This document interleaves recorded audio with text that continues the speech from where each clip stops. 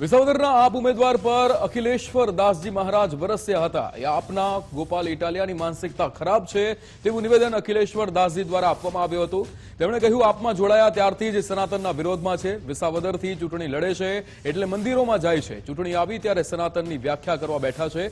ગોપાલ ઇટાલિયા ચૂંટણીમાં લોકોને ભ્રમિત કરવા માટે ધાર્મિક કામો કરે છે। પોતાના રાજકીય રોટલા શેકવા કાગળ ધીન્ના કરે છે। વિસાવદરથી ચૂંટણી લડી રહ્યો છે ત્યારે એ દરેક જગ્યા મંદિરોમાં જાય છે, અહીંયા જાય છે, ત્યાં જાય છે, પૂજા પાઠ કરાવે છે। એક તો તમે સનાતનની વિરુદ્ધમાં છો, ચૂંટણી આવે ત્યારે સનાતનની તમે વ્યાખ્યા કરવા બેઠા છો, સનાતનના ફેવર કરો છો।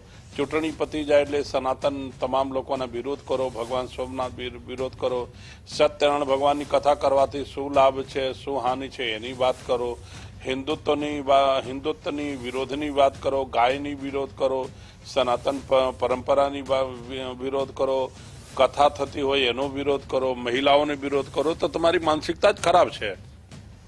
જ્યારે ચૂંટણી આવે ત્યારે લોકોને ભ્રમિત કરવા માટે કે તમે ધાર્મિક કામ કરો, કારણ કે અહીં તો ભગવાનનો વાસ છે। ગુજરાત આપણું એક એવો પ્રદેશ છે કે જ્યાં ધાર્મિકતા બહુ વધારે છે, ધાર્મિક લોકો રહે છે। એના કારણે પ્રજાને પ્રલોભન આપીને હું પણ ધાર્મિક છું, એટલા માટે તમે લોકો મને વોટ આપો, સારું કામ કરીશ। એક કામ પણ સારું એ લોકો કરતા નથી।